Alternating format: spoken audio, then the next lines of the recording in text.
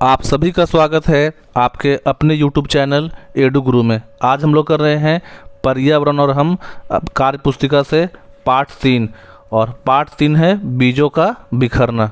देखिए, video start करने से पहले सभी लोग से एक रिक्वेस्ट है कि चैनल को सब्सक्राइब कर लीजिए ताकि क्लास 5 के EVS के साथ साथ क्लास 5 के दूसरे सब्जेक्ट और दूसरे क्लास के अलग अलग सब्जेक्ट्स आपको मिल सकें।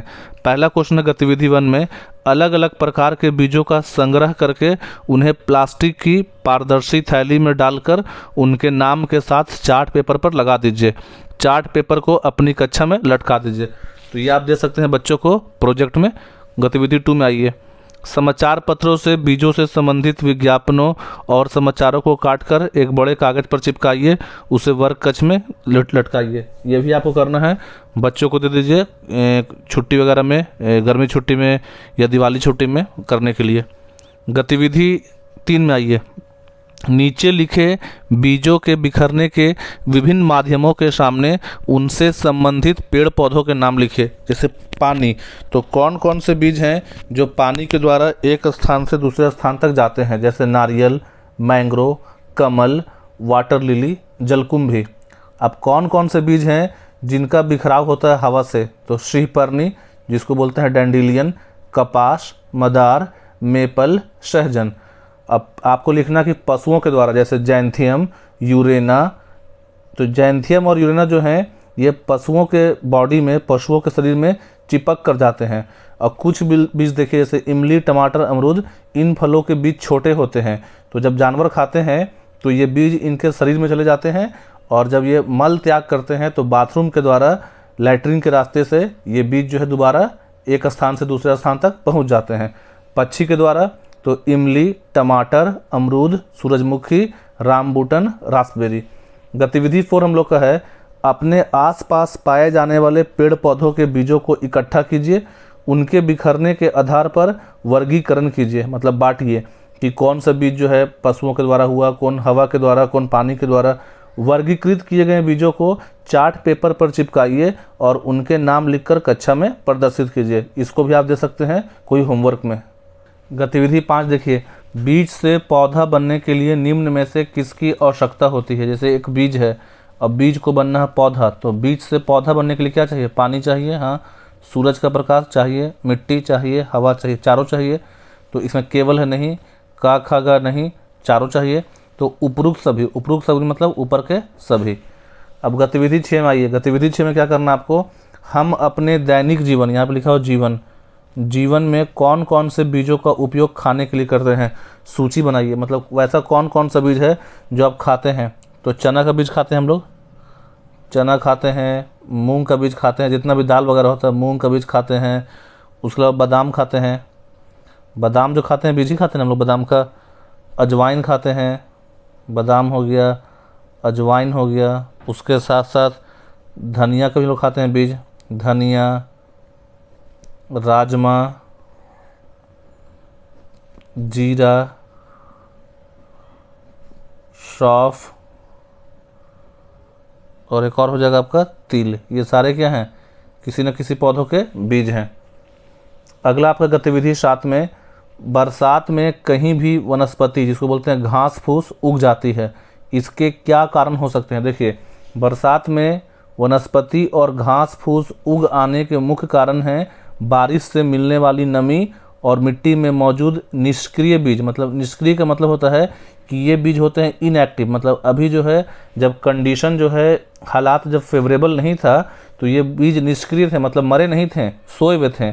या जड़ों का सक्रिय होना, मतलब बरसात के पानी के बाद बहुत सारे बीज जो सोए हुए थे वो जाग जाते हैं और उनके जड़ सक्रिय हो जाते हैं। बारिश का पानी सूखी घास की कलियों और बीजों को सक्रिय कर देता है, जिससे नए पौधे उग आते हैं। इसके अलावा बारिश के कारण मिट्टी में पोषक तत्वों और सूक्ष्म जीवों की गतिविधि बढ़ जाती है, जिससे वनस्पति का विकास और भी तेज हो जाता है।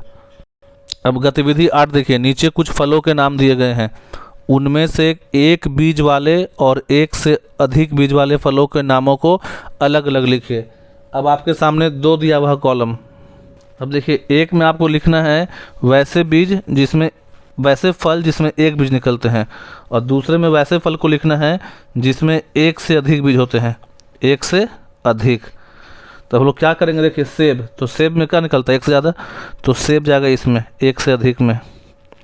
उसके अलावा बेर, तो बेर में कितना होता है एक, हम लोग लाइन से चल रहे हैं। चेरी, चेरी में भी एक होता है। आम, तो आम में निकलता है एक बीज। पपीता, तो पपीता में निकलता है एक से ज़्यादा। छुहाड़ा, छुहाड़ा में कितना होता है बीज, एक होता है, तो छुहाड़ा लिख देंगे, छुहाड़ा। उसके साथ साथ इमली, तो इमली में कितना होता है बीज, एक से ज़्यादा होता है। अमरूद, अमरूद में तो बहुत सारा होता है, अमरूद। तरबूज में भी क्या होते हैं बीज, एक से ज़्यादा, तरबूज। जामुन के फल में कितना निकलता है, एक निकलता है। लीची में कितना निकलता है, एक, तो जामुन, लीची। अच्छा, खजूर में हो गया, लीची हो गया, जामुन। खजूर में कितना, एक। और कटहल में कितना निकलता है, तो कटहल में निकलता है एक से ज़्यादा। और आंवला में भी कितना निकलता है, एक, तो आप यहाँ पर लिख देंगे आंवला। तो एक्टिविटी हम लोग का 8 भी कंप्लीट हो गया। 9 नंबर पे एक्टिविटी है 9वां, कि बीजों का बिखराव क्यों आवश्यक है। जैसे क्यों ज़रूरी है कि बीज जो है जहाँ पे वो ग्रो करते हैं, जहाँ वो जिस पौधे में लगते हैं वहाँ से दूर बिखरे या एक जगह से दूसरी जगह तक जाएं। तो बीजों का बिखराव आवश्यक है क्योंकि इससे पौधों को नए स्थानों पर उगने, धूप, पानी और पोषक तत्वों के लिए प्रतिस्पर्धा से बचने। जैसे देखिए क्या है कि अगर एक ही जगह पे पौधा रहेगा ढेर सारा, तो सबको चाहिए धूप, सबको चाहिए पानी, सबको चाहिए मिट्टी में मौजूद खनिज लवण, तो वहाँ पे आपस में प्रतिस्पर्धा जो है, कंपटीशन बढ़ेगा और किसी को भी अच्छा से नहीं मिल पाएगा, तो कोई पौधा नहीं ग्रो करेगा।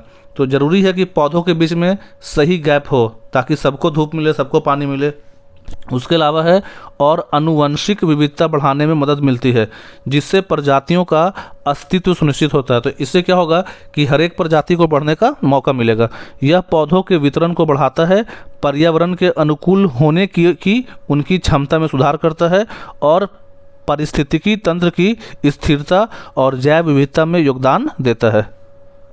गतिविधि 10 देखिए, नीचे दी गई सारणी को देखकर प्रश्नों के उत्तर दीजिए। जैसे किसान है, यहाँ पे लिखा हुआ परिस्थिति और यहाँ पे परिणाम। जैसे किसान 1 जो है पौधे को कम पानी देते हैं, उनके फसल नहीं मिलेगी, परिणाम।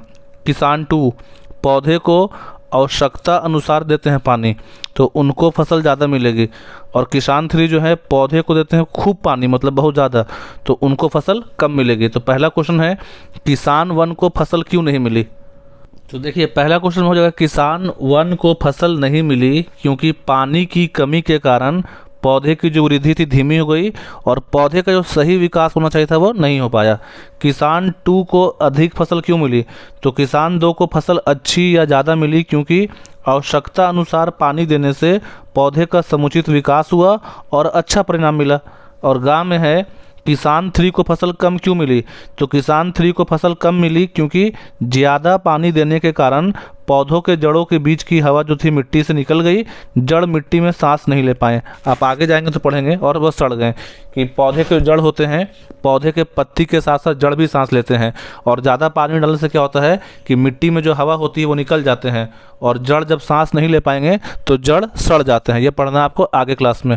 गतिविधि 11 इसमें है निम्नलिखित प्रश्न के सही विकल्प पर सही का निशान लगाइए। बीजों के बिखरने के क्या फायदे हैं। पहला है प्रजाति की सुरक्षा, सही बात है। पेड़ पौधों का अन्यत्र फैलाव, गलत। पेड़ पौधे का जल्दी बढ़ना, पेड़ पौधे का मजबूत होना। देखिए 2 भी सही है। अन्यत्र का मतलब होता है किसी दूसरी जगह, अन्यत्र मतलब किसी दूसरी जगह, तो ये भी पॉजिटिव वर्ड है, गलती से हम नेगेटिव समझ लेते हैं। तो बीजों के बिखरने के फ़ायदे सारे हैं, चारों हैं। प्रजाति की सुरक्षा भी होगी, पेड़ पौधों का दूसरे जगह पे फैलाव भी होगा, पेड़ पौधे जल्दी बढ़ेंगे और मजबूत भी होंगे, तो उपयुक्त सभी। अब देखिए किसी किसी किताब में गतिविधि 11 में ये भी क्वेश्चन होगा कि बीजों के अंकुरन के लिए निम्नलिखित में से क्या आवश्यक है। हवा, गर्मी, पानी, मिट्टी, तो उपयुक्त सभी। गर्मी मतलब होता है यहाँ पे सूरज की रोशनी। गतिविधि देखिए 12, नीचे चित्र में अलग अलग परिस्थितियां दी गई हैं, उनको देखकर नीचे दी गई सारणी को पूरा कीजिए। जैसे परिस्थिति 1 में है कि स्केल दिया हुआ है, ये पानी है और यहाँ पास बीज है। परिस्थिति 2 में है पानी है और यहाँ पास बीज है, और परिस्थिति 3 में है कि पानी नीचे, मतलब ये पानी हो गया, ये पूरा पानी है और यहाँ पास बीज ऊपर में है। तो बताना है बीज उगेगा या नहीं। अब पहला वाला में है, सेकंड में और थर्ड में। तो देखिए आपके सामने 3 परिस्थिति है। पहला हम लोग क्या देख रहे हैं कि बीज जो है पानी के बहुत क्या है, नीचे है। तो नहीं, पहले वाले परिस्थिति में, कंडीशन में बीज नहीं उगेगा। कारण क्या है, क्योंकि परिस्थिति 1 में बीज पानी के बहुत नीचे है, जहाँ तक हवा और सूर्य का प्रकाश नहीं पहुँचेगा। और हम जानते हैं कि बीज को उगने के लिए सब चाहिए, धूप भी चाहिए, मिट्टी भी, पानी भी, सूर्य का प्रकाश भी।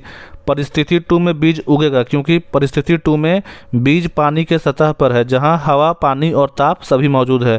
थर्ड में क्या देख रहे हैं कि बीज जो है ऊपर है, यहाँ तक तो हवा आएगा। देखिए परिस्थिति 3 में बीज पानी के सतह के ऊपर है, जहाँ हवा और सूर्य का प्रकाश तो मौजूद है, लेकिन बिना पानी के बीज नहीं उगेगा। देखिए, क्या मूंग, राजमा और चने के बीज का अंकुरन का समय एक समान होता है? सोच कर लिखिए। नहीं, मूंग, राजमा और चने के बीज का अंकुरन एक समान नहीं होता है। अंकुरन का समय एक समान नहीं होता है। मूंग सबसे तेजी से अंकुरित होता है, उसके बाद चना और फिर राजमा सबसे अधिक समय लेता है। तो तीनों में सबसे तेजी से कौन होता है? मूंग होता है। और सबसे ज़्यादा टाइम कौन लेगा? राजमा। मूंग के बीज पतले आवरण के कारण जल्दी अंकुरित होते हैं, जबकि चने के बीज का सख्त आवरण जल अवशोषण को धीमा कर अंकुरन में देरी करता है, और राजमा का अंकुरन समय और भी अधिक होता है। मतलब तीनों में सबसे पहले होगा मूंग और सबसे लेट से होता है राजमा।